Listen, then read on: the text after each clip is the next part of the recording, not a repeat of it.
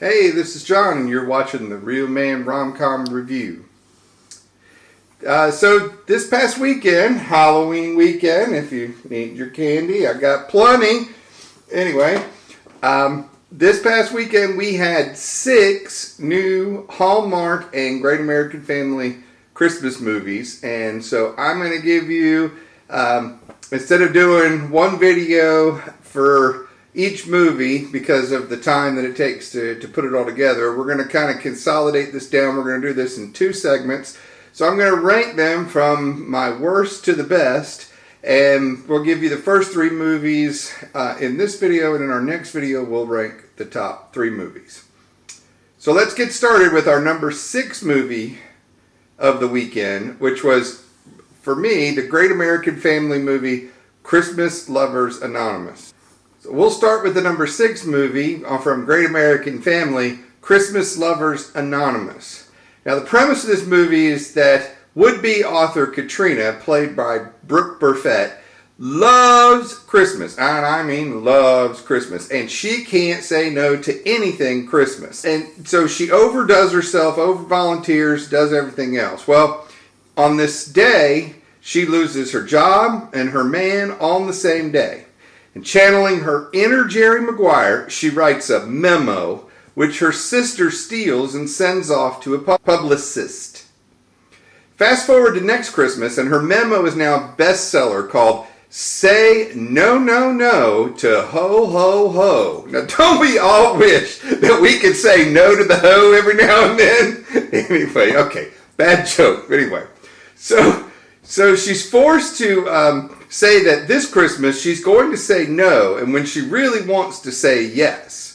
So enter Hunter, played by Houston Rhines, an investigative reporter for Channel 20, the local news station. He believes that she's a fraud, so he is sent to do a story on her and find out the truth. Now, while the premise of this story is good, the execution is horrible. They both stumble onto Christmas Lovers Anonymous, a chat room for those who love Christmas to share with others. They hook up online, sharing the true feelings in their heart, while their face-to-face interactions have very different results. I mean, look, this story was bad. How bad was it? It was so bad. My wife decided to go clean the bathroom instead of watching any more of this painful movie. It has a dreary piano track, and I counted the minutes until this movie was over.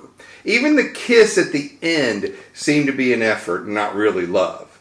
So if you want to see a better version of this movie, watch With Love Christmas, starring Aaron O'Connell and Emily L. Ruff. My number 5 movie of this past weekend was, probably surprising to many of you, A Cozy Christmas Inn on the Hallmark Channel. Now, Seattle-based real estate mogul Sharon, played by Vivica Fox, has her eyes set on buying the Garland Inn in Garland, Alaska. Yep, we're going back to Garland. It's the same Garland from Christmas Under Wraps. So she sends her number 1, Erica McNichol, played by Jodie Sweetin, to Garland to close the deal, and which will make her the new executive director of something or another, or whatever. Anyway. So Erica doesn't want to go because her ex-boyfriend, Andy Holliday, played by David O'Donnell, lives in Alaska. So it seems Erica and Andy were dating in Seattle when Andy ran back to Garland. So upon arriving in Garland by car, Erica checks into the Garland Inn, which was built and run by Andy Holliday. Now we find out that he built this along with an observatory in the time that he left Seattle. Seems the Garland Inn is struggling to get guests, and with just a few days before Christmas, if things don't change quick, Andy will lose the end. Now look, I'm going to stop right here because I was so disappointed in the movie at this point on so many levels. So number 1, the old line, "That's Garland for you," it was said about 6 times in the first hour of the movie, and very rarely was it actually well placed. In the original Christmas Under Wraps, every time they said it, it was done in a well-done way, and it was funny into the movie. Number 2, we're supposed to believe that architect Andy, not general contractor Andy, had the time and the money to build an observatory and an inn. He was a bush pilot and handyman previously. Now let's deal with Dr. Brunel, which was played by Candace Cameron Bure in Christmas Under Wraps. So they had to deal with her. So they decided that she left and went to take a fellowship at a hospital less than a year after she turned down the biggest and best fellowship in the country. Come on, man! You gotta be kidding me! So anyway, granted, now they didn't kill her in some tragic Rudy accident, but they could have done a better job than that. Anyway, and then there was poor old Hattie. Hattie, that runs the restaurant there. I mean, they turned her into some sort of culinary freak with her off-the-wall menu items. And now we find out from Martin that you can drive from Anchorage to Garland in 2 hours by car, when Andy told us previously that the only way you were getting to Garland was in a plane. So, also in this movie, very little Frank, and of course, no Rudy. Boo. So anytime, and then finally, when you say that every Christmas Eve, Andy has the kids come to the observatory to see Santa do his run, and they go to the scene at Christmas Eve, and there's no kids in the observatory?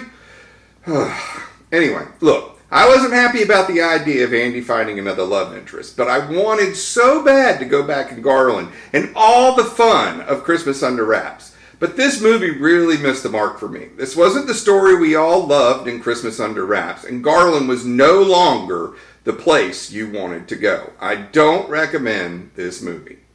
The number 4 movie this week is the Hallmark Movie and Mysteries entry, Christmas Bedtime Stories. Danielle, played by Erin Cahill, is the widow of Major Colby Ames, who's been MIA for 3 years after going down in the Gulf of Aden. Now, they have an 8-year-old daughter, Audrey, and their good friend Pierce, played by Steve Lund, has been there for Danielle and Audrey since Colby went missing. And after 3 years, he finally decides to pop the question as Christmas approaches. Now, Danielle gives the outward appearance that she is adjusted to being a single mother, but I really think that that's more of a ruse to not let Audrey see her struggles. Audrey, on the other hand, has questions about who her daddy was, how he met her mommy, and other questions about their life together. Now, each night, Audrey asks a probing question about her dad, and Danielle shares the story of their lives with her. And as Pierce and Danielle start to plan the next chapter in their lives, things start to happen to Danielle that remind her of her time with Colby. I mean, things like she finds a missing ornament that Colby placed her engagement ring on. A freak snowstorm hits and reminds her of the storm that came when Audrey was being born and Colby barely made it to the hospital in time. These things start to make her wonder if this is a sign that her marriage to Pierce isn't exactly right. Now, Pierce realizes that Danielle is struggling with the idea of this marriage, but he's a patient man and he's willing to allow her the room to work through her difficulties. And Danielle just can't seem to bring herself to say goodbye to Colby. And while Pierce is planning for a future with Danielle and Audrey, Danielle can't get out of the memory of Colby in her life. So ultimately, they decide to call off the wedding. Now, a news report comes out that a Marine unit is raided a base in Yemen where several POWs were rescued. And despite her attempts, she gets no closure on Colby. So off they go to the father-daughter Christmas dance. Audrey is one of the only kids without a father to dance with at the dance. And returning from the bathroom, Danielle sees a soldier in fatigue standing outside the dance. And of course, it's Colby, who managed to escape when the raid occurred. Audrey finally gets the chance to dance with her daddy. Sniffle, sniffle, kissy, kissy, and I wipe the tears from my eyes. Now look, this is a good movie, but why they showed it now and not on Veterans Weekend was really lost on me. I mean, this movie is designed to pull at your heartstrings, and you're going to need a box of Kleenex for the final segment of the movie. And while I enjoyed other military-based movies more, like A Veterans Christmas, Operation Christmas, and Christmas Homecoming, this movie did have a different story, even though it was predictable. So I find this to be a movie that I think everyone should watch and everyone will enjoy. So that's it for this segment. If you've liked this, give me some thumbs up. If you want to see more of my reviews, make sure that you subscribe to this channel, ring the bell so that you get to notice that there's going to be more. And next time we're going to review the top 3 movies from this past weekend. And I'd like to wish you all a Merry Christmas. This is John, and you've been watching the Real Man RomCom Review.